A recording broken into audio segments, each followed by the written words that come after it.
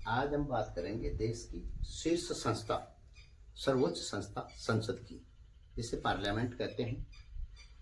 ये देश के लिए कानून बनाती है, कानूनों को लागू करती है। इस संस्था की बात करते हैं। संसद के सदस्य को सांसद कहा जाता है। संसद के सदस्य को सांसद कहा जाता है। एमपी, मेंबर ऑफ पार्लियामेंट, संसद सदस्य, इसे कहा जाता है सांसद।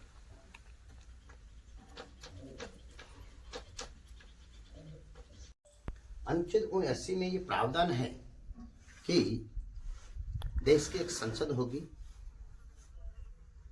देश की एक संसद होगी जो राष्ट्रपति और एक या दो सदस्यों से मिलकर बनेगी, जिनके नाम होंगे क्रम से लोकसभा और राज्यसभा।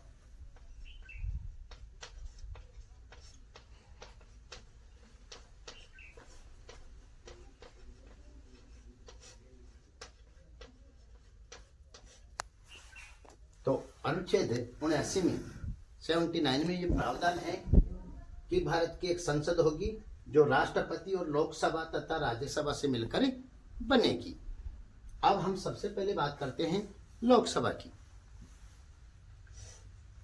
तो अनुच्छेद 81 में इसके गठन का प्रावधान है। लोकसभा के अनुच्छेद 81 में इसके गठन का प्रावधान है। लोकसभा को निम्न सदन,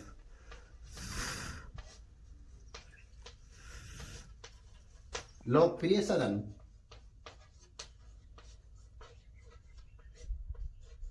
लोकप्रिय सदन और अस्थायी सदन के नाम से भी जाना जाता है। सदन के नाम से भी जाना जाता है।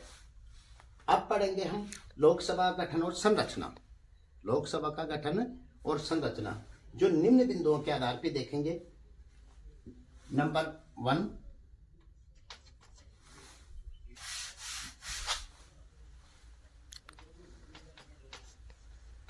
सदस्य संख्या। पहला है सदस्य संख्या। लोकसभा का गठन का पहला बिंदु है सदस्य संख्या। नंबर 2, निर्वाचन। नंबर 3, योग्यताएं। नंबर 4, कार्यकाल। नंबर 5, वेतन और भत्ते। नंबर 6, शपथ। नंबर 7, बैठकें व गणपूर्ति।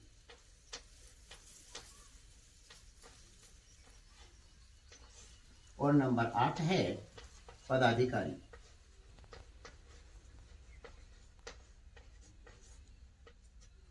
इस प्रकार लोकसभा गठन को हम 8 बिंदुओं के आधार पर देखेंगे। तो पहला है सदस्य संख्या। प्रारंभ में लोकसभा की सदस्य संख्या 500 थी। प्रारंभ में लोकसभा की सदस्य संख्या थी। प्रथम लोकसभा में 489 सदस्य चुनकर आए।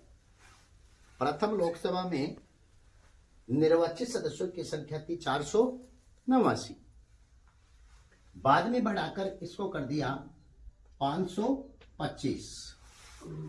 बाद में लोकसभा के सदस्यों की संख्या बढ़ाकर कर दी 525। 31वें संविधान संशोधन,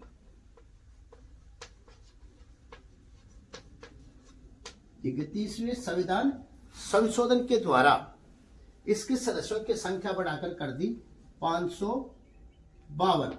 अधिकतम सदस्यों की संख्या 552 हो सकती है, जो वर्तमान में 545 है। जो वर्तमान में 545 है। वर्तमान में लोकसभा के सदस्यों की संख्या 545 है, अधिकतम 552 हो सकती है,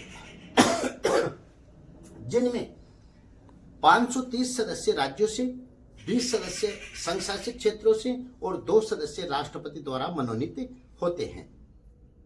ये संख्या का प्रावधान है। अब आगे देखो निर्वाचन।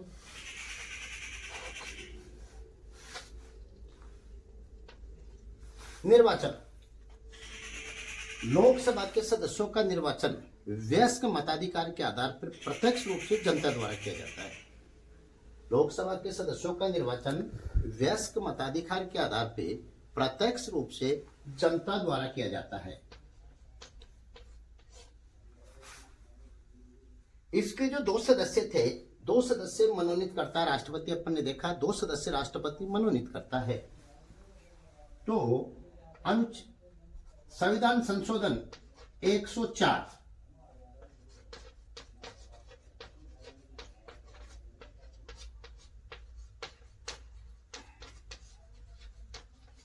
संविधान संशोधन 104 2019 में, ये संविधान 104वां संविधान संशोधन 2019 में किया गया, जिससे 25 जनवरी 2020 में लागू किया और जो एंग्लो इंडियन समुदाय के जो प्रतिनिधित्व था उसको समाप्त कर दिया गया। राष्ट्रपति जो 2 सदस्य मनोनीत करता था उसको 25 जनवरी 2020 से समाप्त कर दिया गया मनोनीत करने का कार्य। एंग्लो इंडियन समुदाय किसे कहते हैं? आंग्ल भारतीय समुदाय एंग्लो इंडियन समुदाय किसे कहते हैं? एंग्लो इंडियन समुदाय के लोग वे लोग होते हैं जो जिनके पूर्वज यूरोपीय हैं, कर रहते हैं, वो भारतीय महिला से शादी कर लेते हैं और उस महिला से उत्पन्न संतानें जो होती है वो एंग्लो इंडियन कहलाती है। तो इस प्रकार इनका निर्वाचन देखा जा सकता है। अब देखो योग्यताएं। लोकसभा का सदस्य बनने के लिए भारत का नागरिक होना चाहिए, उसकी आयु कम से कम 25 वर्ष होनी चाहिए। कम से कम कितनी होनी चाहिए? 25 वर्ष होनी चाहिए। नंबर 3, पहला भारत का नागरिक हो। नंबर 2, उसकी आयु कम से कम 25 वर्ष हो। नंबर 3, भारत सरकार और राज्य सरकार के अधीन लाभ के पद पर कार्य नहीं करता हो। और नंबर 4 है किसी न्यायालय द्वारा पागल, कोड़ी, दिवालिया घोषित न हो। ये 4 योग्यताएं पूरी करता हो वह व्यक्ति लोकसभा का चुनाव लड़ सकता है। कार्यकाल, अपन ने देखा लोकसभा ऊपर देखा था अस्थायी सदन है, वैसे इसका कार्यकाल लोकसभा का 5 वर्ष होता है। लोकसभा का कार्यकाल 5 वर्ष होता है, लेकिन प्रधानमंत्री के परामर्श पर राष्ट्रपति इसको 5 वर्ष से पूर्व भी भंग कर सकता है। किसके परामर्श पर? प्रधानमंत्री के परामर्श पर। आगे देखो वेतन और भत्ते। 1 अप्रैल 2023 से सांसदों के, लोकसभा के सदस्यों के का जो वेतन है वो 1,24,000 हो गया। वर्तमान में कितना है? 1,24,000 मासिक वेतन है। इनको दैनिक भत्ता मिलता है 2500 रुपए प्रतिदिन। कितना? 2500 रुपए प्रतिदिन दैनिक भत्ता मिलता है। निर्वाचन क्षेत्र भत्ता मिलता है इनको 17,000 रुपए। निर्वाचन क्षेत्र भत्ता,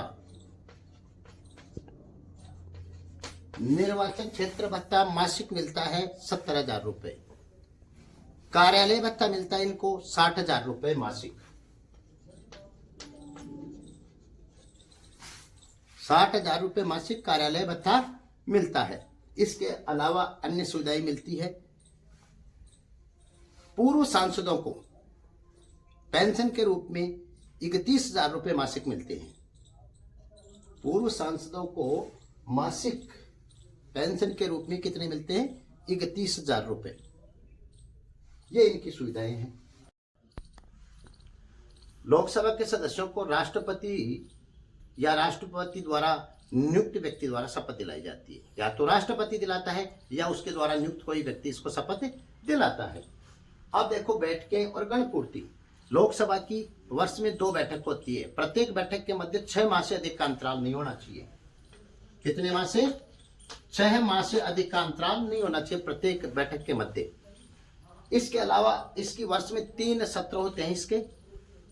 इसके अलावा वर्ष में 3 सत्र होते हैं, बजट सत्र, मानसून सत्र और शीतकालीन सत्र। बजट सत्र, मानसून सत्र और तीसरा होता है शीतकालीन सत्र। ये 3 सत्र बुलाए जाते हैं वर्ष में। बैठकें होती है 2, प्रत्येक बैठक के मध्य 6 माह का अंतराल होना चाहिए। गणपूर्ति के लिए लोकसभा की बैठक कैसे आयोजित की जाएगी? लोकसभा की संपूर्ण सीटों में 1/10 सदस्यों का उपस्थित होना जरूरी है। कितने सदस्यों का? 1/10 सदस्यों का। गणपूर्ति के लिए 1/10 सदस्य उपस्थित होंगे तो ही इसकी बैठक आयोजित होगी, अन्यथा इसकी बैठकें मान्य नहीं होगी। पदाधिकारी लोकसभा के सदस्य अपने में से एक अध्यक्ष और एक उपाध्यक्ष का निर्वाचन करते हैं। अध्यक्ष को स्पीकर और उपाध्यक्ष को डिप्टी स्पीकर कहा जाता है। अध्यक्ष लोकसभा की बैठकों की अध्यक्षता करता है।